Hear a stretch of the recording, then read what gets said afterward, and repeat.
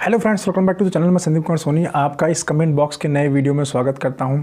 आज यहां पे आपके कमेंट जो भी आप लोगों ने कमेंट किया हुआ है उसको मैं रिप्लाई करूंगा। ठीक है, आप लोगों के जो भी डाउट्स रहते हैं या जो भी कन्फ्यूजन रहता है, आप अगर मुझे कमेंट करते हैं तो मैं उसका पूरी तरह कोशिश करता हूँ कि तुरंत रिप्लाई कर दूँ, या उस पर वीडियो बनाने लायक रहता है तो डेफिनेटली मैं उसके ऊपर वीडियो बनाता हूँ। ठीक है, तो अभी मैंने इसको वीकली कर दिया है। एवरी वीक ही मैं कमेंट बॉक्स का वीडियो बनाऊँगा ताकि लोगों को जल्दी से जल्दी रिप्लाई मिल जाए। ठीक है, चलिए फिर कमेंट्स लेना स्टार्ट कर देता हूँ। फर्स्ट कमेंट मैंने लिया है राजन राज का।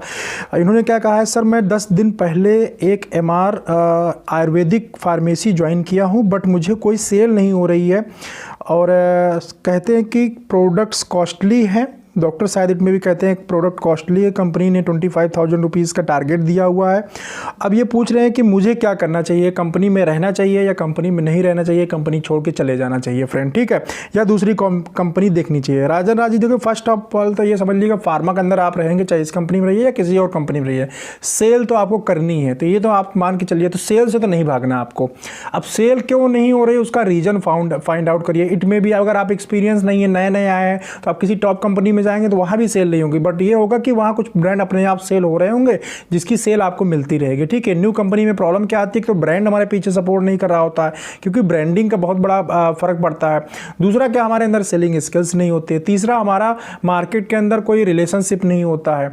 चौथा, हमें डॉक्टर की कॉल टाइमिंग नहीं पता होती है, डॉक्टर क्या लिखता है, डॉक्टर का नेचर क्या है, कौन सी सुपर एक्टिविटी करनी है, क्या एक्टिविटी करनी है, डॉक्टर कन्वर्ट कैसे होंगे, ये सारी चीज़ें हमें पता नहीं होती। तो ये सारी चीज़ें अगर आप इंप्लीमेंट कर लेते हैं अपने अंदर तो ऑटोमेटिकली डीयर सेल होनी स्टार्ट हो जाएगी। सिंपली आप क्या करिए, बहुत सारी स्कैटर्ड वर्किंग करने की जरूरत नहीं है। फोकस करिए आप 10 डॉक्टर 15 डॉक्टर के ऊपर सिर्फ फोकस करिए। मिलिए सभी लोगों से जो भी डॉक्टर लिस्ट दिया होगा, बट फोकस वर्किंग का मतलब ये होता है 10 या 15 जो डॉक्टर होंगे वो सुबह भी रिमाइंडर लगाना, शाम को भी रिमाइंडर लगाना, उनसे कैजुअल टॉक भी करना, उनसे बात भी करना कि सर मैं आ रहा हूँ फिर भी प्रिस्क्रिप्शन नहीं आ रहा है। आप इस तरह की बात कर सकते, लेकिन हाँ इमीडिएट नहीं बोल सकते, एक टाइम पीरियड होने के बाद। ठीक है, तो ऐसे अगर आप कंटिन्यू करेंगे तो मैं समझता हूँ 15-20 दिन के अंदर आपको कुछ न कुछ बिजनेस मिल जाएगा, या फिर डॉक्टर आपको खुद ही रिप्लाई करेगी। अब लगातार किसी सुबह रिमाइंडर लगा रहे हैं, शाम को रिमाइंडर लगा रहे हैं, फिर उससे कॉल भी कर रहे हैं और उसके पास अगर टाइम मिल रहा है तो आप बात भी कर रहे हैं, तो कहीं ना कहीं आपको बताएगा चीज़ कि क्यों मैं नहीं लिख रहा हूँ या क्या रीज़न है। बट ये है कि थोड़ा सा आप इंटरेक्ट होंगे डॉक्टर के साथ, तभी आपको डीयर बिजनेस मिलेगा। ठीक है, इसके बाद नेक्स्ट कमेंट किया है श्री लक्ष्मी परमी जी ने। इनका पिछले बार भी मैंने कमेंट लिया था, इस बार भी कमेंट ले रहा हूँ। Hi sir, which are the campaign can be done in doctor clinic. Means doctor clinic के अंदर हम कौन कौन से कैंपेन कर सकते हैं। तो फ्रेंड देखिए, कैंपेन हम वो जनरली कर सकते हैं जो हमें कंपनी देती है। कंपनी बहुत सारे कैंपेन ऑफर करती है। अब ये डिपेंड करता है कि आप किस स्पेशलिटी में है। जिसमें एक एग्जाम्पल देता हूँ, आर्थोपैडिक का है, तो आर्थोपैडिक में जनरली जो कंपनीज होती हैं वो कैल्शियम चेक करने के लिए जो BMD मशीन आती है, बोन मिनरल डेंसिटी चेक करने के लिए, उसका कैंप जनरली वो लोग लगाते हैं। तो वहाँ जितने लोगों को कैल्शियम डिफिशियंसी होती है उस कैंप के दौरान, तो वो ब्रांड कैल्शियम का डॉक्टर लिखता है। और उस टाइम पे एटलीस्ट अगर डेली भी डॉक्टर नहीं लिख रहा था, जिस दिन कैंप होता है उस दिन काफ़ी प्रिस्क्रिप्शन निकाल आते हैं, जिससे उनकी अच्छी खासी सेल बूस्ट हो जाती है। ठीक है, तो डेली क्या, अगर पूरे सिटी के अंदर आपने आर्थोपैडिक पकड़ रखे हैं या गायनोकोलॉजिस्ट पकड़ रखे हैं, उनके यहाँ डेली कैंप कर रहे हैं, या कंपनी ने कोई पर्टिकुलर अलग से बंदा आपको दे दिया है तो वो जाके डेली कैंप कर रहा है, तो वहाँ से क्या होगा, डेली आपको कुछ ना कुछ आपके सेल में बूस्ट होता रहेगा। ठीक है, इसके अलावा अगर आपको कंपनी ने नहीं दिया है कोई बंदा, आप खुद ही BMD कैंप कर रहे हैं, मशीन आपको ही हैंड ओवर कर दिया, या सिंगल मशीन को ही कंपनी रोटेट कर रही है मल्टीपल सिटी के अंदर, आपको पहले से डेट देना पड़ रहा है कंपनी को, तो उसमें क्या कर सकते हैं आप भाई, महीने के अंदर 4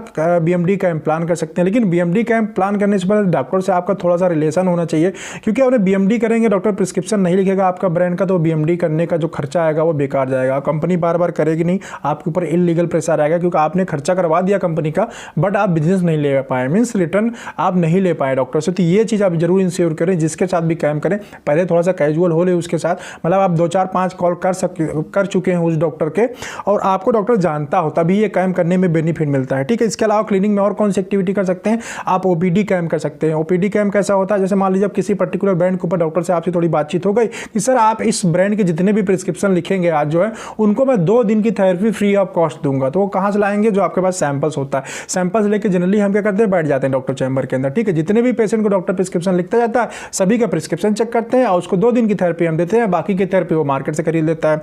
ठीक है, इसके अलावा जैसे कैंपेन होते हैं, कोई पर्यावरण दिवस है, ठीक है, एनवायरमेंट डे आप सेलिब्रेट कर रहे हैं, तो हम क्या करते हैं कि अपना जो वन विभाग होता है वहाँ छोटे छोटे प्लांट खरीद के लेके आते हैं, जो चाय पीने वाला ग्लास नहीं था उसी के अंदर प्लांट लगा के वो लोग देते हैं।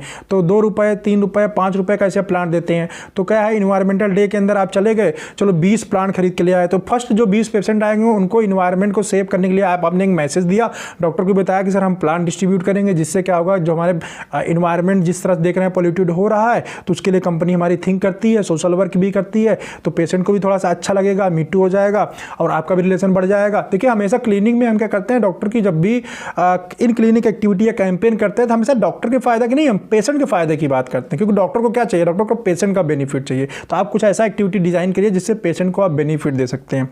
तो इस तरह एक्टिविटी कर सकते हैं। चिल्ड्रंस डे की एक्टिविटी होती है, अगर मान लीजिए पीडियाट्रिशियन आप हैंडल करते हैं, पीडियाट्रिशियन के अंदर कोई आप टॉयज़ लेके बैठ सकते हैं, सस्ते सस्ते मार्केट के अंदर टॉयज़ आते हैं, उसको परचेज कर सकते हैं। कंपनी साहब ने 1000 रुपये का अप्रूवल ले लिया कि सर मुझे पीडिया के साथ ये कैंपेन करना है और मैं ऐसे करूँगा, एक प्रोसीजर पूरा बनाया, आपने खुद ही डिज़ाइन किया पूरा कैंपेन, 1000 रुपये का अप्रूवल लिया, 1000 रुपये का आप गए छोटे छोटे टॉयज़ खरीद के लेके आए। अब किसी चिल्ड्रन डे पे या किसी और डे जाके क्लिनिक के अंदर आप बैठ गए, फिर वहाँ पर जितने भी पेशेंट आ रहे हैं, जितने बच्चे आ रहे हैं, सभी को आप एक एक टॉयज़ देते जा रहे हैं, बच्चे भी खुश हो रहे हैं, उसमें चॉकलेट दे सकते हैं, टॉयज़ दे सकते हैं, बैलून्स दे सकते हैं। और डॉक्टर के क्लिनिक को आप चाहें तो चिल्ड्रंस डे के अंदर बहुत सारी चीज़ें लगा के डेकोरेट कर सकते हैं। तो इस टाइप की बहुत सारी क्लिनिक एक्टिविटी होती है, ऐसे मैं बताने लगूंगा कि बहुत सारी है। तो आप खुद सोचिए कि क्या आप कर सकते हैं, आपको थोड़ा सोचने की जरूरत पड़ेगी। नेक्स्ट कमेंट लेते हैं गौरव पार्लिकर जी का, hello sir can you please suggest engineering graduate can try in MR. देखिए ये बहुत सारे इंजीनियरिंग लोगों का मेरे पास कमेंट आ चुका है, ये आपका पहला नहीं है गौरव जी। और मैं सर सभी लोगों को सिर्फ एक ही चीज़ बोलता हूँ, बहुत सारे इंजीनियरिंग के लोग यहाँ के काम कर रहे हैं जो बीटेक किए हुए हैं या किसी और इंजीनियरिंग फील्ड में पॉलिटेक्निक वगैरह किए हुए हैं, ठीक है। वो जॉब कैसे पा जाते हैं मैं बता दूँ, वो शुरू में किसी छोटी कंपनी की स्टार्ट करते हैं, किसी छोटी कंपनी के साथ, पीजी बेस्ड कंपनी के साथ। तो कंपनी की भी ज़रूरत होती है, ठीक है, और आपको भी जॉब की ज़रूरत होती है। तो दोनों लोग की जब नीड जो है मिल जाती है और दोनों लोग की नीड सेटिस्फाइड हो रही है तो आपको जॉब मिल जाती है।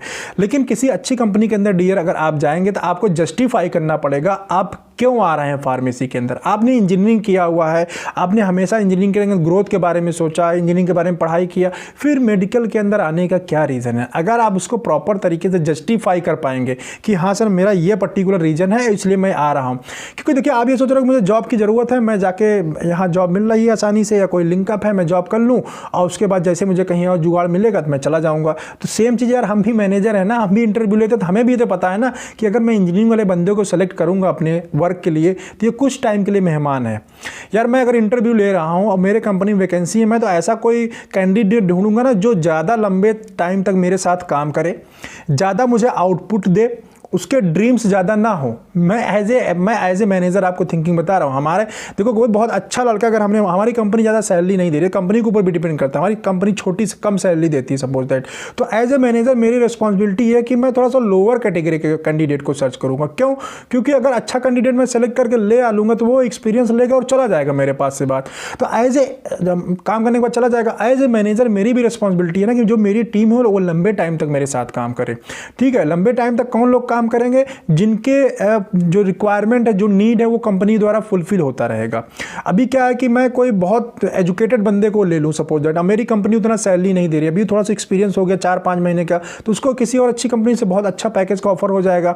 फिर मैं वैकेंसी क्रिएट करूँगा, फिर मैं वैकेंसी सर्च करूँगा, क्योंकि एक बार वैकेंसी फिल करने में बहुत टाइम लगता है फ्रेंड। फिर पूरा सिखाओ, फिर सब कुछ दिखाओ, डॉक्टर से रिलेशन बनवाओ, फिर कैंडिडेट छोड़ चला जाता है, तो इस वजह से प्रॉब्लम बहुत ज़्यादा होती है। तो कोई भी मैनेजर हमेशा यही चाहता है कि उसके पास कोई भी कैंडिडेट रहे वो लॉन्ग टर्म के लिए और मैक्सिमम आउटपुट दे, या हमारी कंपनी में प्रमोशन के बारे में सोचे। या अक्सर सभी मैनेजर्स के प्लस कंपनी की थिंकिंग ये होती है। तो जो बड़ी कंपनियां होती है वो तो एकदम क्वालिफाइड बंदे को लेती है, कोई उतना पैकेज ऑफर करती है, और छोटी कंपनी फिर नहीं लेती है, मिडिल क्लास वाली नहीं लेती। तो हर आदमी का ऐसे ही क्राइटेरिया है, ठीक है। नेक्स्ट कमेंट लेते हैं रामा कृष्णा जी का, adjustment is illegal brother, you are motivating them to be corrupted indeed. I am really feeling sorry for MR stockist as well as management who are encouraging these kind of nonsense. Dear Rama Krishna, आपने मेरे message को समझा नहीं। ये मेरा एक video है trading cutting and adjustment के ऊपर, उस समय सुसाइड की न्यूज़ आई हुई थी, तो मैंने काफ़ी पहले डियर बनाया हुआ था वीडियो, उसके ऊपर इन्होंने कमेंट किया है। शायद आपने पूरा रामा कृष्णा वीडियो मेरा देखा नहीं है, या देखा तो आपने मेरे इंटेंशन को समझ नहीं पाया। आप उसमें मैंने ये बताया हुआ है इस वीडियो के अंदर एक्चुअली ट्रेडिंग स्टार्ट क्यों हुई थी, ये ट्रेडिंग का सिस्टम क्यों आया था, मैंने थोड़ा सा उसके बारे में बताया है। प्लस फिर मैंने उसमें और भी बताया कि आप ट्रेडिंग के कैसे बच सकते हैं, एडजस्टमेंट से कैसे बच सकते हैं, क्या उसके उपाय हैं। ठीक है, ट्रेडिंग एडजस्टमेंट हो रही है तो आपको पैसा बहुत ज़्यादा स्टॉकिस्ट का बकाया करके सुसाइड करने की ज़रूरत नहीं है या फैमिली को प्रॉब्लम में डालने की ज़रूरत नहीं है। उसके अलावा बहुत सारे ऐसे रास्ते हैं जिससे आप उनसे बाहर निकल सकते हैं। तो उस वीडियो के अंदर मैंने यही बताया है।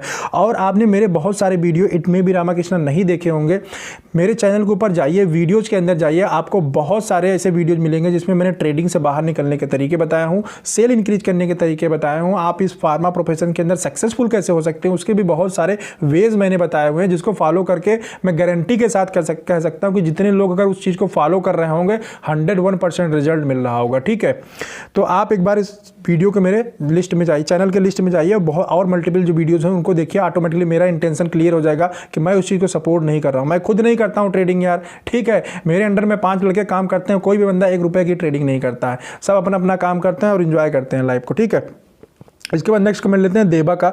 सर मेडिकल रिप्रेजेंटेटिव इंटरव्यू में फ्रेशर्स के लिए कितने स्टेज या क्या क्या स्टेज होती है प्लीज़ बताइए। तो देबा इंटरव्यू में देखिए स्टेजेस फिक्स नहीं होते, जनरली 3 स्टेज तो पक्का मान के चलिए आप। ठीक है, किसी भी कंपनी के अंदर 3 स्टेज पक्का है। एक तो जो आपका इमीडिएट मैनेजर होगा वो आपका एक इंटरव्यू लेगा, फर्स्ट जो आपके साथ वर्किंग करना है, जिसको सबसे पहले वही कंपनी को सजेस्ट कर सकता हूँ। मेरे अंडर में कोई वैकेंसी है तो सबसे पहले मैं इंटरव्यू लूँगा और बहुत सारे लोगों का इंटरव्यू लूँगा जो उसमें अच्छे कैंडिडेट लगेंगे, 1 2 3। ठीक है, 3 हो गए, 4 हो गए, मैं अपने सीनियर के पास रिकमेंड करूंगा, mean second line manager. Second line manager जो होता है उसमें से कैंडिडेट फाइनल कर देता है 1 या 2 कैंडिडेट को, जो उसको बेटर लगता है। जनरली 1 ही फाइनल किया जाता है, कभी कभी उनको लगता है 1 या 2 में चलो ये वाला हो सकता है बंदा रिजेक्ट हो जाए, 2 ऑप्शन लेके चलते हैं हम, तो उसमें एक सेलेक्ट करके कभी एचआर के पास भेज देता है इंटरव्यू के लिए, या कभी कभी हो तो 2 लोगों को भेज देता है कि सर आप डिसाइड कर लीजिए, ये दोनों ही कैंडिडेट अच्छे हैं, दोनों के अंदर जो अच्छाई होती है जो खराबी होती है दोनों वो कम्युनिकेट कर देता है। First line manager second line को कम्युनिकेट करता है, सर इसके साथ ये अच्छाई है और ये खराबी है इसके अंदर, सेम वो एचआर को कन्वे कर देता है कि सर ये ऐसा ऐसा है, आप भी एक बार देख लीजिए, मेरी तरफ से ये कैंडिडेट मुझे ज़्यादा बेटर लगा है, मैं आपको 2 ऑप्शन दे रहा हूं। तो 3 राउंड में जनरली लोगों का फाइनल हो जाता है। ठीक है, कभी कभी ऐसा होता है कि चौथा राउंड होता है। चौथा राउंड में क्या होता है कि फर्स्ट लाइन मैनेजर ने इंटरव्यू लिया, फिर सेकंड लाइन इंटरव्यू मैनेजर ने इंटरव्यू लिया, फिर कभी कभी एनएसएम या जीएम भी इंटरव्यू ले लेते हैं। ठीक है, बट ऐसा बहुत ही रेयर केस में होता है, जनरली 3 राउंड में ही इंटरव्यू होता है। छोटी कंपनी तो 2 ही राउंड में इंटरव्यू हो जाता है, एरिया मैनेजर और जेडबीएम जो होते हैं, सेकंड लाइन मैनेजर या आरएसएम जो होते हैं, वही लोग फाइनल कर देते हैं। और एक चीज मैं बता दूं, जनरली क्या होता है, अगर मैनेजर ने किसी कैंडिडेट को रिकमेंड कर दिया कि हाँ मुझे यही वाला कैंडिडेट लेना, ठीक है, वो आपसे नहीं बोलेगे, हमारा इंटरनल मामला है। ठीक है, हमें जो कैंडिडेट अच्छा लगेगा, जिसके साथ हम कंफर्टेबल रहेंगे सेल करने में, ये लड़के मैं अच्छा सेल निकलवा लूंगा। इसके अंदर मैंने बताया कई वीडियोज में कि कई बार देखिए बहुत पढ़े लिखे हमने बहुत अच्छा रिप्लाई किया, वो मायने नहीं रखता है। मायने रखता है आपका कॉन्फिडेंस लेवल, आपके बात करने का तरीका, आप कितने जल्दी लोगों से मीट हो जाएगा। देखो ये मार्केटिंग का फील्ड है, जितना अच्छा रिलेशन हम बिल्डअप करेंगे उतना ज़्यादा सेल लेके आएंगे, ये बिल्कुल ट्रू फैक्ट है। तो इसमें सिर्फ यही चीज़ है कि हम ये चीज़ को उसमें इंटरव्यू में देखने की कोशिश करते हैं, सिर्फ एजुकेशन पार्ट को नहीं देखते, हम देखते हैं कि वो कितनी जल्दी रिलेशन बिल्डअप कर लेगा, कितना हमसे जल्दी जुड़ गया वो, या हमने उसे कुछ टास्क दिया कितनी जल्दी वो फॉलोअप ले रहा है, कितनी जल्दी मुझसे बात कर रहा है। कई लोग होते हैं इंटरव्यू देके चले जाते, दोबारा पूछते भी नहीं सर क्या हुआ क्या नहीं हुआ, या कोई टास्क दिया तो कुछ पता, मैनेजर उनको फ़ोन करके पूछते हैं। तो ऐसे लड़कों की ज़रूरत नहीं होती, आपको एक्टिव रहना पड़ेगा। ठीक है, जो भी टास्क दिया उसको कंप्लीट करके बार बार बताना पड़ेगा, मीन्स आपको खुद एक्टिव होकर अपनी जॉब के लिए फोर्स करना पड़ेगा। ठीक है, चलिए अब नेक्स्ट कमेंट ले लेते हैं अजय जिंदल जी का। Sir I am B pharma but can not join pharma field due to some personal reason, but present I am interested to join pharma field, it is possible.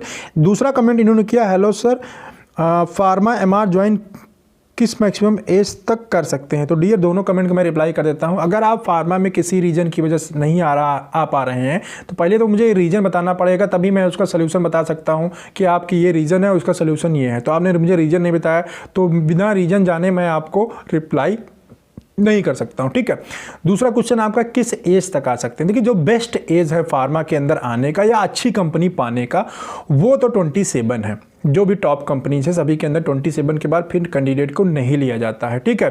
खासतौर पर अगर फ्रेशर है तो बिल्कुल भी नहीं लिया जाता है। तो लास्ट एज की अगर मैं बात करूँ तो वो है 30 तक आपको किसी न किसी कंपनी में सिलेक्शन हो जाएगा। मैं ये नहीं कहता हूँ अच्छी कंपनी में हो जाएगा, बट ये किसी न किसी कंपनी में सिलेक्शन हो जाएगा, ठीक ठाक सी कंपनी में। बट उसके ऊपर चले गए तो आप छोटी मोटी पीजी बेस्ड कंपनी के साथ ही आपको काम चलाना पड़ेगा। चलिए नेक्स्ट कमेंट ले लेते हैं। ये है दुर्गा बी सुनार का comment. Sir I watch all your videos, kindly please tell me sir, I am working in dental segment as a medical rep. Some people are telling me dental there is no scope in medical rep, please reply me.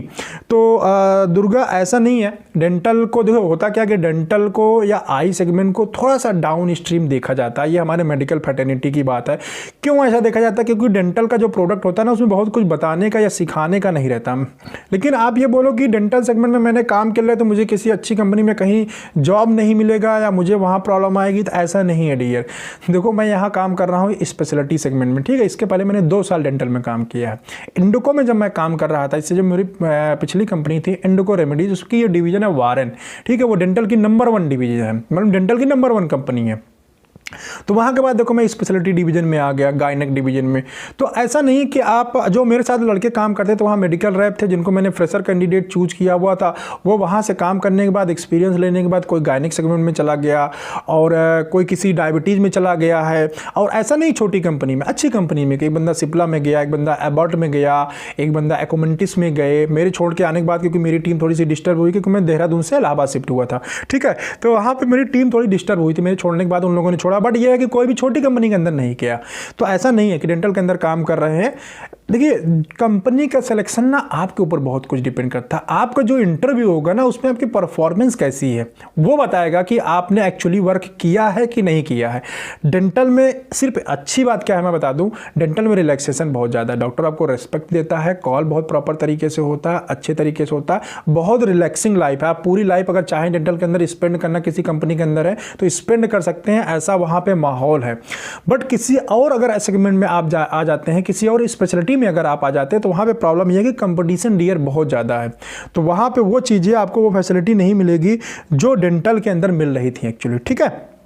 Next comment लेते हैं विकास यादव को। Good morning sir, I M Vikas Yadav from Maggi P company, 6 month experience, request for job. तो विकास मैं job में आपकी dear कैसे help कर सकता हूँ ये तो आपने मुझे बताया ही नहीं, और कौन से हेडक्वार्टर पे हैं, कहाँ पे हैं। मैं जॉब में उन्हीं लोगों की हेल्प कर पाता हूँ जो लोग मेरे नियर बाई एरिया के होते हैं। वैसे मैंने थोड़ा स्टार्ट किया है, कुछ वैकेंसीज मैं अभी डाल रहा हूँ अपने इंस्टाग्राम के ऊपर।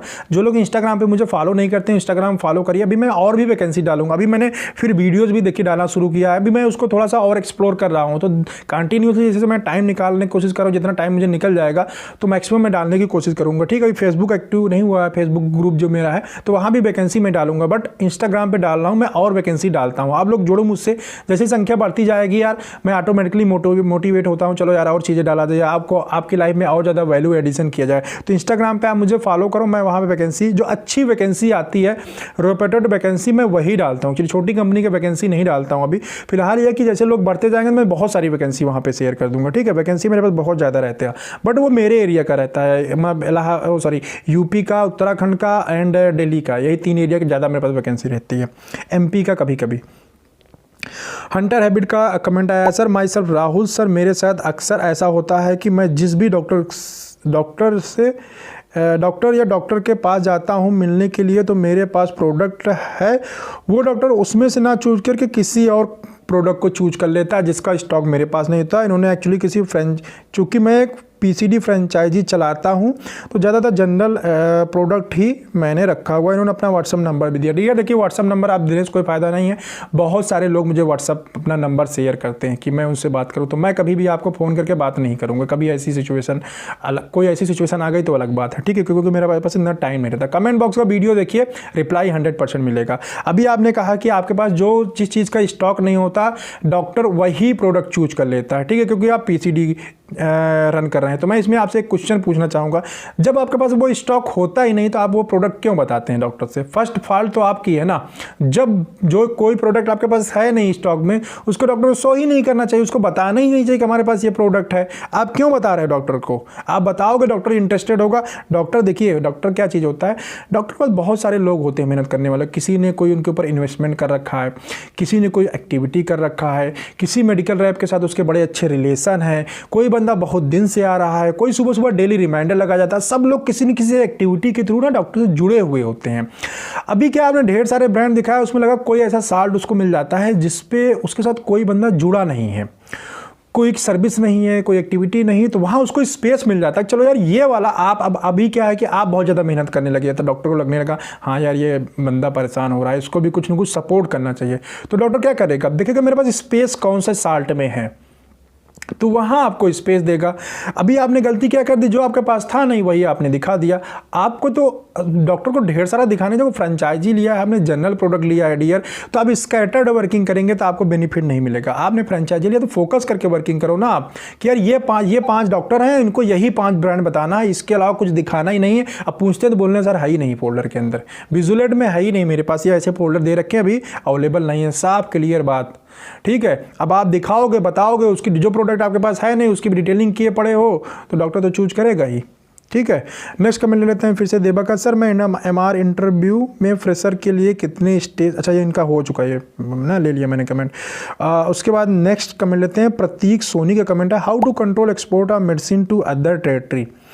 डियर देखिए, आप एक्सपोर्ट के मैम ट्रेडिंग की आप बात कर रहे हैं कि आप किसी पर्टिकुलर टेरिटरी के अंदर काम कर रहे हैं, वहाँ पे बहुत सारा माल दूसरी जगह से आ जाता है जिसकी वजह से आपकी सेल हैम्पर होती है, ठीक है। मेहनत आप करते हैं और उसका एडवांटेज कोई दूसरा लेता है थोड़ा अपनी जेब से पैसा लगा के, सिंपल। तो इसमें क्या कर सकते हैं, सबसे पहले देखिए, अगर ना कोई आप डब्बा ले गए और उसके अंदर मल्टीपल छेद है ना, तो क्या कई जगह से पानी निकल रहा है, तो आप क्या करोगे, डब्बे को आप पहले डब्बे के एक एक छेद को बंद करोगे, ठीक है। सेम वही हाल है, आपके टेरिटरी के अंदर गुड्स आ रहा है बाहर से, तो कोई ना कोई स्टॉकिस्ट ले रहा होगा ना, उसको वो ला रहा होगा, तो आप उसको दो। क्या होगा ज़्यादा से ज़्यादा, आपसे ही बोलेगा ना सर मैं तो वहाँ इतने रेट कम पे लाता हूँ। देखो स्टॉकिस्ट पहले जाओगे ना तो बहुत बड़ी बड़ी बातें बोलेगा कि यार मुझे तो यहाँ इतने नहीं, इतने मिल रहा है, उतने नहीं होते। लेकिन आज जब उसके बाद रेगुलर जाते रहेंगे ना, भैया मैं मेहनत करता हूँ सर, मैं मेहनत करता हूँ, माल कहीं और से आता है, मेरा नुकसान होता है, तो बार बार जाएंगे। वो भी एक ह्यूमन है, ठीक है, बट वो बिजनेसमैन भी है। आप उसको थोड़ा बेनिफिट दे सकते हैं। कैसे बेनिफिट दे सकते हैं, आप कंपनी को बताइए सर ऐसी सी प्रॉब्लम, आप मुझे इतना डील दे दीजिए, किसी डॉक्टर के नाम पे आप अप्रूवल ले लीजिए, कोई डील अप्रूवल करा लीजिए, फ्री गुड्स मंगा लीजिए। तो जो वो ट्रेडिंग करके डाउन में ले आ रहा है, तो वो ट्रांसपोर्टेशन भी दे रहा है, ठीक है, ट्रांसपोर्टेशन चार्ज भी उसका जाता है वहाँ पे। तो आप क्या कर सकते हैं, तो बता सकते हैं आप बाहर से ला रहे हैं, मुझसे लीजिए। तो इसके लिए क्या करना पड़ेगा, आपको मेहनत करके वो ढूंढना पड़ेगा कौन कौन से लोग बाहर से माल लेके आ रहे हैं, पहली चीज़ सबसे ज़रूरी। दूसरा क्या है, जो बड़े कस्टमर है अपने, ठीक है। ट्रेडिंग को आप सोचो कि मैं 100% रोक दूं, तो ऐसा पॉसिबल नहीं है फ्रेंड। वो सभी के टेरिटरी में गुड्स आता ही आता है, जब भी कोई बड़ा ब्रांड होता है तो गुड्स आता है, ठीक है। तो आप उसको 100% तो नहीं रोक सकते हो। अब दूसरा क्या कर सकते हैं, जितने भी डॉक्टर हैं, जितने भी अच्छे कस्टमर हैं, जो प्रिस्क्राइबर हैं, उसकी आप एक लिस्ट बनाइए और उनका जो फार्मेसी है उससे डायरेक्ट कॉन्टैक्ट में बने रहिए कि जब भी वहाँ गुड्स खत्म होता है वो आपसे कॉन्टैक्ट करें। स्टॉकिस्ट को कॉन्टैक्ट करने के बजाय आपको कॉन्टैक्ट करें। इस ऐसा कैसे होगा, इसके लिए आपको कुछ बेनिफिट ट्रांसफर करना पड़ेगा। कभी पेन आ गया दे दिया उनको, कभी छोटा मोटा इनपुट आ गया तो कैंपेन टाइप का बना के उनको दे दिया। मींस मेडिकल स्टोर के भी कुछ न कुछ आपने बेनिफिट्स देना होगा, कुछ बेनिफिट्स दे दीजिए। कुछ बेनिफिट्स आपको कंपनी सपोज बोलेंगे सर मेरे यहाँ तो कोई गिफ्ट ही नहीं आता या कुछ भी नहीं आता, आप बातें तो दे सकते हैं ना, उसको अपनी बात तो दे सकते हैं। बात देने का मतलब उसके साथ थोड़ा टाइम तो स्पेंड कर सकते हैं। जितने बड़े काउंटर है, जहाँ जहाँ आपके प्रिस्क्रिप्शन आते हैं, वहाँ जाके थोड़ा टाइम दीजिए। जब भी वो फ्री होता है उसके साथ थोड़ा सा कैजुअल टॉक करिए। चाय तो पिला सकते हैं ना उसको, खड़े खड़े बात करते हैं, आओ यार चाय पी के आते हैं, या आओ चलो कुछ खा के आते हैं, या कभी कोई फ्रूट्स लेके छोटा मोटा सस्ते में पहुँच गया लेके चलो यार ले खा लेते हैं। तो इस टाइप से आप एक कैजुअल रिलेशन डेवलप कर लेंगे। तब भी जो भी ज़रूरत पड़ेगी तो वो आपको फ़ोन करेगा। जब आपको फ़ोन करेगा तो आपका स्टॉक आप जिस स्टॉकिस्ट से चाहेंगे उससे आप सप्लाई कराएंगे। यही तरीका है डियर। गोपाल ग्रुप का कमेंट आया सर, टॉप 10 कंपनी की ट्रेनिंग कैसे होती है, प्लीज़ टेल मी डिटेल। ठीक है, तो गोपाला ऐसा है कि टॉप 10 डियर कंपनी हो या छोटी कंपनी, सबका ट्रेनिंग एक जैसा ही होता है। डिफरेंस क्या होता है, जो छोटी कंपनी होती है उसकी कम डेज की ट्रेनिंग होती है। कम डेज इन द सेंस कि बहुत छोटी कंपनी, पीजी बेस्ड कंपनी तो एक ही दिन में आपको पढ़ा के सब भेज देंगे, यार ऐसे ऐसे होता है, ये कर लो और कल से जाके काम करो। थोड़ी और अच्छी कंपनी है 3 दिन की ट्रेनिंग होगी। थोड़ी और अच्छी अगर कंपनी है तो वहाँ 7 डेज की ट्रेनिंग होगी। और टॉप 10 कंपनीज की बात करें तो वहाँ पे 15 डेज की ट्रेनिंग होती है, 18 डेज की ट्रेनिंग होती है। ठीक है, जितनी बड़ी कंपनी उतने अच्छे तरीके से आपकी ट्रेनिंग होगी और ज़्यादा दिन तक होगी ट्रेनिंग, मतलब पूरा चीज़ आपको डिटेल में पढ़ाया जाएगा। पहली चीज़, छोटी कंपनी जैसे पीजी बेस से ऊपर की तरफ मैं बताया ट्रेनिंग डेज बढ़ते जाएंगे, सेम ऐसे ही होटल की क्वालिटी भी बढ़ती जाएगी। जितनी अच्छी कंपनी उतनी अच्छे होटल के अंदर ट्रेनिंग। एबर्ट है, सन फार्मा है, टोरेंट है, जितनी भी बड़ी कंपनी है ज़्यादातर 4 स्टार 5 स्टार के अंदर ट्रेनिंग होती है। ठीक है, 4 स्टार तो जनरली बहुत कॉमन है। ठीक है, तो वहाँ होगा। उससे छोटी कंपनी है तो और छोटे होटल में होगी, उससे छोटे कंपनी है तो और भी छोटे होटल में होगी। जिस कंपनी का जैसा बजट उसके हिसाब से उसका ट्रेनिंग। ठीक है, चलिए नेक्स्ट कमेंट लेते हैं। अंजनी कुमारी, फोटो लगा है, जेंट्स का नाम तो लेडीज़ का लग रहा है, अंजनी कुमारी नाम लिखा हुआ है। बहुत ज़्यादा हेजिटेशन होता है अंजनी जी को, डिटेलिंग में बहुत ज़्यादा हेजिटेशन की प्रॉब्लम आती है। या डियर सभी को हेजिटेशन होती है। जब आप नया नया इस फील्ड में आएंगे ना तो आपको क्या होगा कि हेजिटेशन होगा। आप भी किसी आदमी से नए मिलेंगे, चलिए आप कहीं रिलेशन में कुछ प्रोग्राम हो गया, आप जाएंगे तो जिसको आप जानते हैं आप उसी से बात करेंगे। हो सकता है आपके रिलेशन में हो, आपके फादर बताएंगे देखो तुम्हारे ये मामा है, ये वहाँ वाले मामा है, ये ऐसे, ये उनके बेटे हैं, लेकिन उनसे जाकर आप बात तो नहीं करेंगे ना। उनके आपके पड़ोस में ही बैठे होंगे बट आप उनसे बात नहीं करेंगे।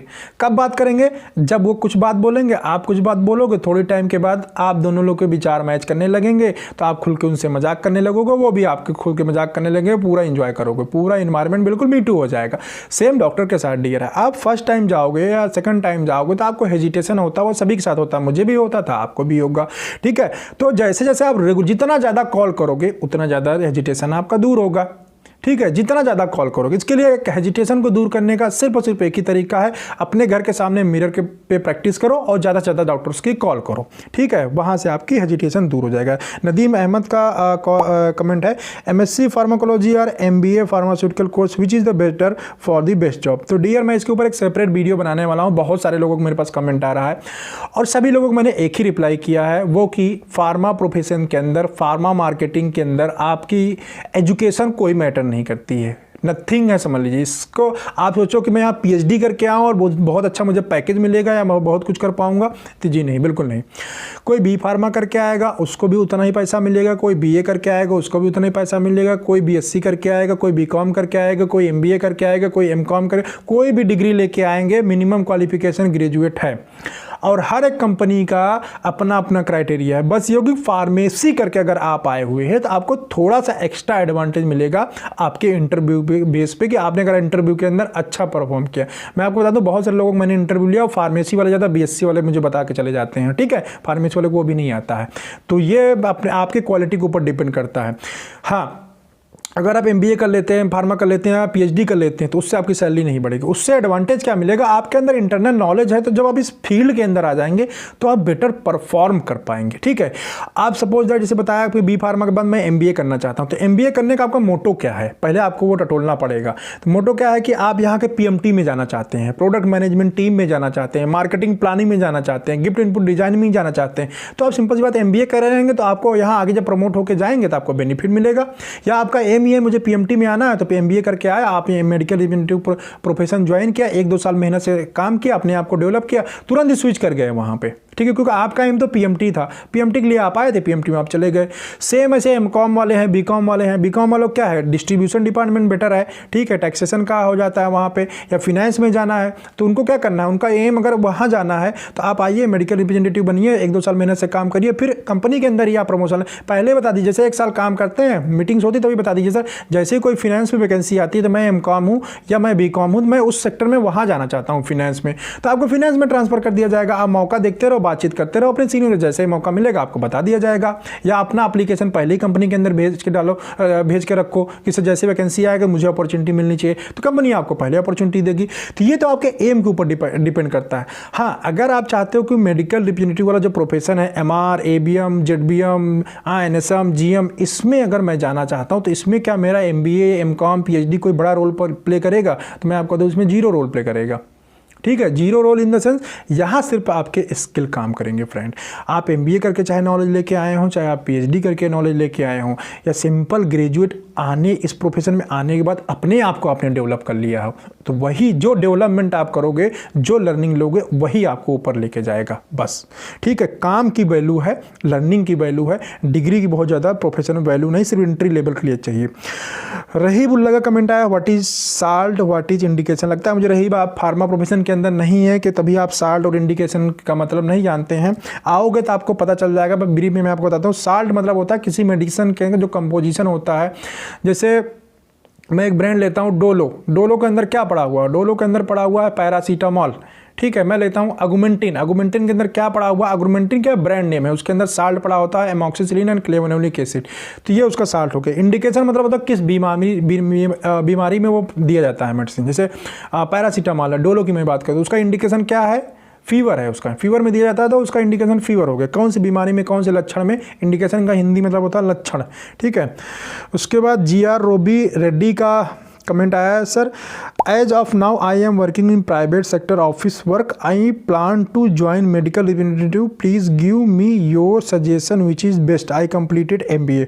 तो डियर मैं इसका रिप्लाई ऑलरेडी कर चुका। ऑफिस जॉब कर रहे हैं, अगर आप यहाँ पे आना चाहते हैं तो एक एम बना के आइए। मेडिकल रिप्रेजेंटेटिव में अगर आप काम करना चाहते हैं तो बिल्कुल आके आप काम कर सकते हैं और ग्रो कर सकते हैं। लेकिन इस प्रोफेशन में बहुत सारी स्टेज है। कौन कौन सी स्टेज है, कहाँ जा सकते हैं, इसका मैंने सेपरेट वीडियो बनाया हुआ है। वीडियो के प्लेलिस्ट में जाएंगे आप तो वहाँ मिल जाएगा। ठीक है, स्कोप आप मेडिकल रिप्रेजेंटेटिव जॉब या MR जॉब, इसका मैंने बहुत पहले वीडियो बनाया था, बहुत अच्छा वीडियो है, वहाँ जाइए, आपकी बिल्कुल आंखें खुल जाएंगी। अगर नहीं पता है तो इसमें बहुत सारी चीज़ आप कर सकते हैं, बहुत अच्छे तरीके से अपने करियर को शेप दे सकते हैं, ग्रो कर सकते हैं। ठीक है, और उसके लिए क्या रिक्वायरमेंट होती है वो सारी चीज़ें मैंने उसी वीडियो के अंदर बताया हूँ, तो वहाँ जाके आप दे सकते हैं। उसका आइकॉन मैं यहाँ लगा दूंगा।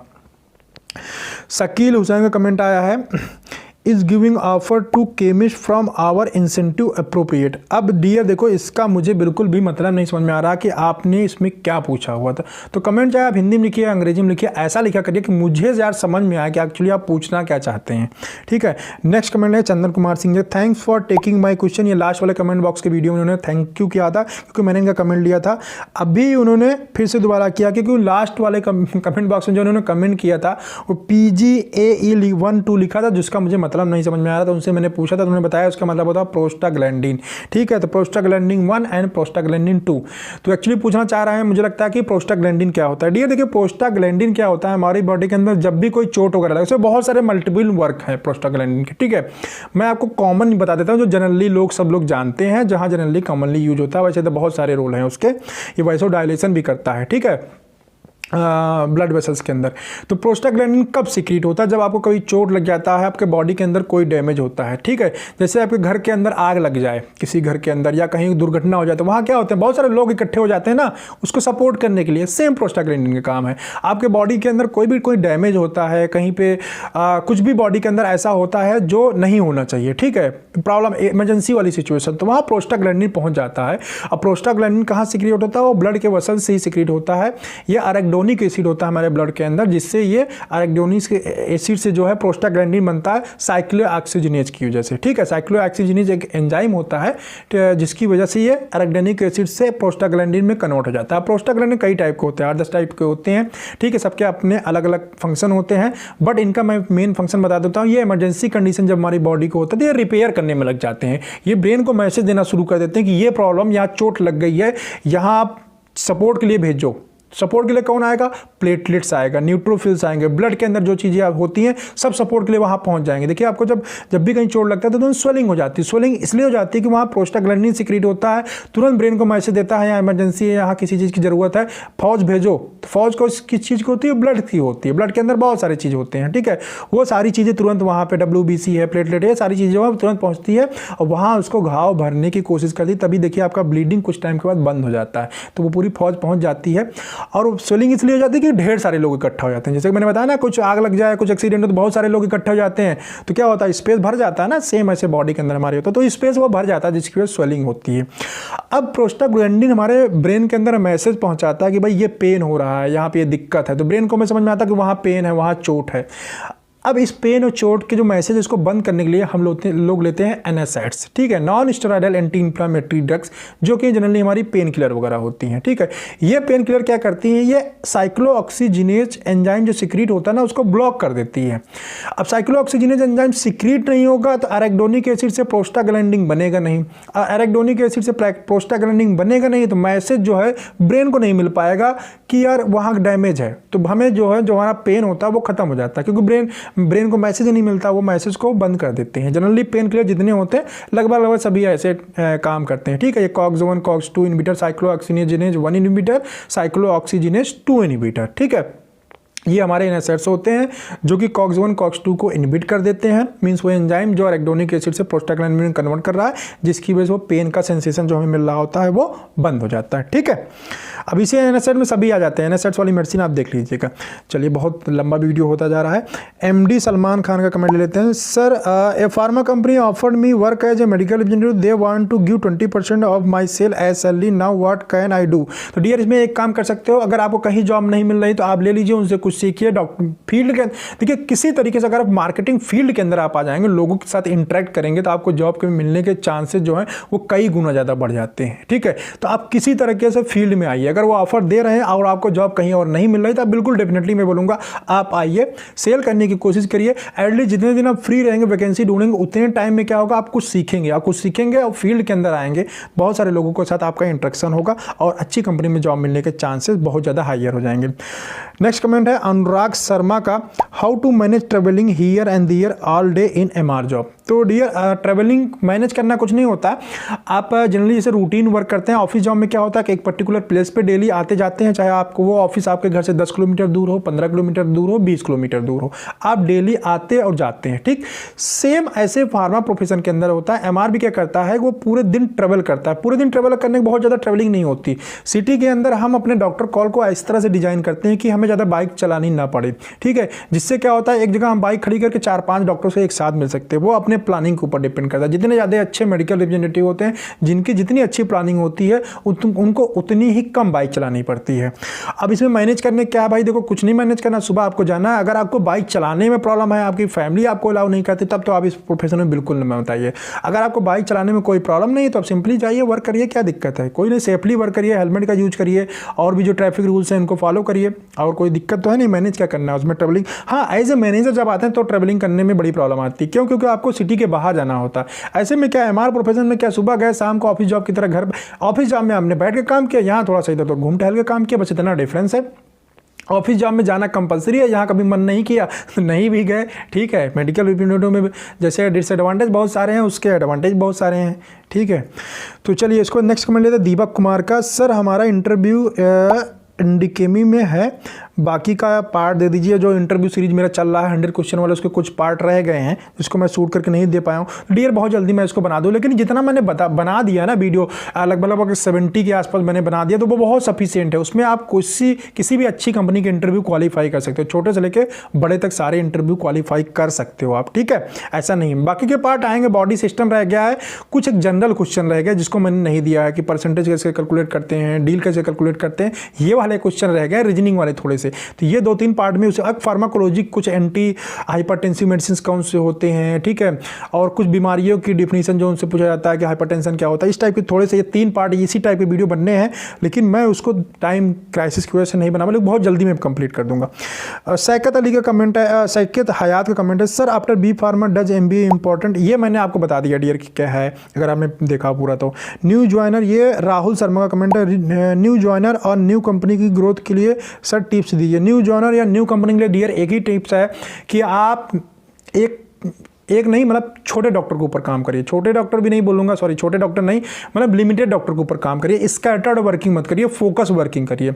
8 डॉक्टर, 10 डॉक्टर, 15 डॉक्टर, ये आपके कोर फोकस होने चाहिए। इनसे मतलब बिजनेस लेना ही लेना, चाहे जो करना पड़े। सुबह रिमाइंडर, शाम को रिमाइंडर, कॉल, कैजुअल टॉक, काम खत्म होने के बाद जब डॉक्टर उठ जाता है तब उस समय जाके बाद बर्थडे ब्रिसेस, उसके बेटे का बर्थडे, वाइफ का बर्थडे, मैरिज एनिवर्सरी, ठीक है, ओपीडी कैंप, बहुत सारे कैंपेन, सब कुछ 15 डॉक्टर पे करना है जब तक बिजनेस आना स्टार्ट नहीं हो जाता। स्कैटर्ड वर्किंग करेंगे, परेशान होंगे, बिजनेस नहीं आएगा। बट 10 से 15 डॉक्टर ऐसे होने चाहिए जिसके ऊपर आप लगातार कंटिन्यूस हर चीज़ झोंक देना है, वहाँ से बिजनेस लेके ही आना है, क्योंकि वो और वो छोटे डॉक्टर नहीं होंगे, वो अच्छे बड़े डॉक्टर होंगे। अगर उन्होंने एक ब्रांड भी आपका लिखना शुरू कर दिया, एक अच्छा डॉक्टर 1-2 ब्रांड से पूरा टारगेट आपको करवा सकता है। ये अपने माइंड में लेके चलिए, ठीक है। एक बार टाइम लेता है, बट एक बार अगर वो कन्वर्ट हो जाता है फिर आपके मजे होते हैं। तो अच्छी कंपनी चाहे हो चाहे नहीं, आप नए मेडिकल रिप्रेजेंटेटिव हो, यही फंडा है काम करने का। Focus working, be focused.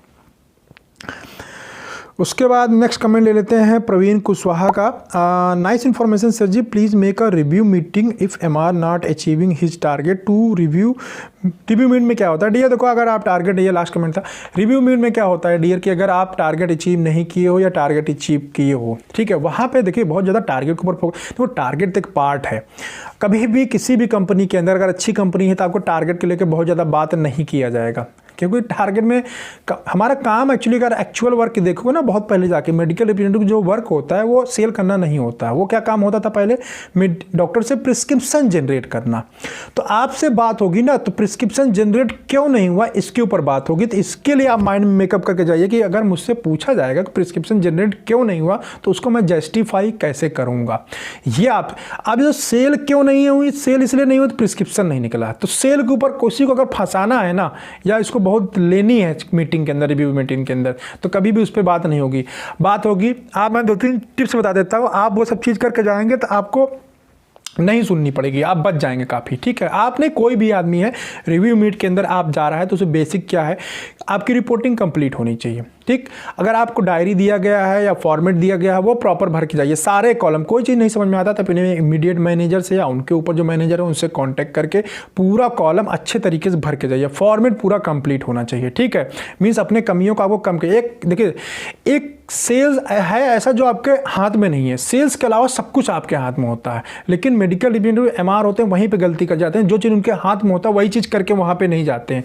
तो आपके हाथ में जो चीज़ है वो आप करके जाओ हमेशा, और रेगुलर बेसिस पे करो। सेल आपके हाथ में नहीं है, आप मेहनत कर सकते हो बट सेल नहीं बढ़ा सकते हो। प्रिस्क्रिप्शन बढ़ेगा, सेल बढ़ेगा, लेकिन आप डायरेक्ट सेल को नहीं बढ़ा सकते हो, ठीक है। आप क्या कर सकते हो, आप टाइम पे रिपोर्ट डाल सकते हो, मेडिकल रिप्रेजेंटेटिव जो फॉर्मेट आता है उसको भर सकते हो, डॉक्टर की कॉल जो 12 बोली गई उसको कर सकते हो, 8-9 केमिस्ट जो बोलोगे उसको कर सकते हो, कंपनी ने कोई कैंपेन दिया तो उस कैंपेन को कर सकते हो।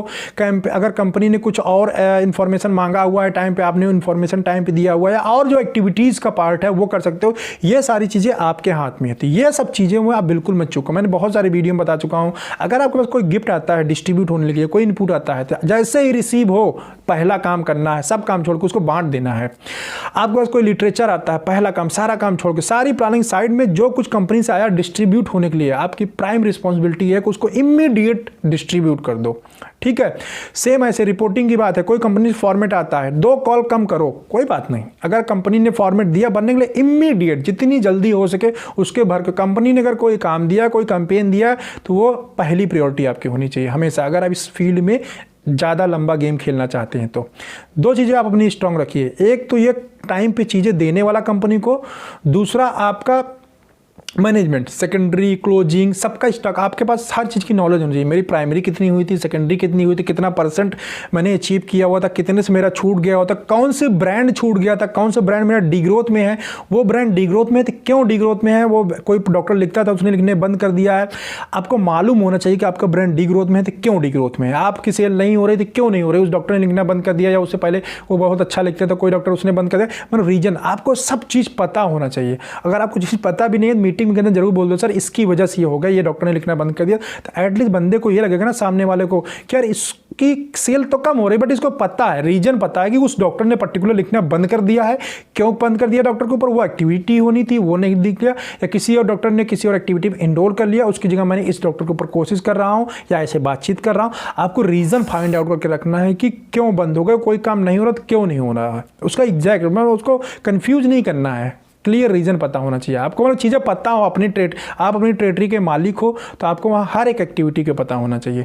जिससे क्या होगा कि जो सामने वाला बंदा है आपको रिव्यू तो करेगा, आपको हो सकता है डांटेगा, बहुत सारी चीज़ें बातें बोलेगा, लेकिन ये मैं बता सेल का पार्ट छोड़ के बाकी का पार्ट आपने स्ट्रॉन्ग किया हुआ है, ठीक है, अपना पेपर वर्क स्ट्रॉन्ग किया हुआ है। फार्मा के अंदर लंबा सर्वाइव करना है, 2 काम, एक तो पेपर वगैरह जो मैंने बताया आपको फॉर्मेट वगैरह, दूसरा ये सारी चीज़ें टाइम पे, 2 चीज़ें अगर आप करते रहते हैं फार्मा के अंदर लंबा गेम खेलेंगे, ठीक है, और जितना ऊपर तक जाना चाहते हैं उतना ऊपर तक जाएंगे। 2 चीज़ों को पकड़ के रखिए, ये चीज़ें बिल्कुल टाइम पे होती रही, एक पेपर वर्क और एक जो भी कंपनी की एक्टिविटीज़ है, आपको ज़्यादा प्रॉब्लम कभी नहीं आएगी। सेल कम होगी, ज़्यादा होगी, अप डाउन होता रहेगा, ठीक है। तो फ्रेंड्स ये वीडियो सबसे काफ़ी लंबा हो गया है, 43 मिनट्स का हो गया, सबके रिप्लाई करते करते चलिए इस वीडियो में बस इतना ही, मिलते हैं आपसे फिर किसी और नेक्स्ट इंटरेस्टिंग वीडियो में। Thanks for watching.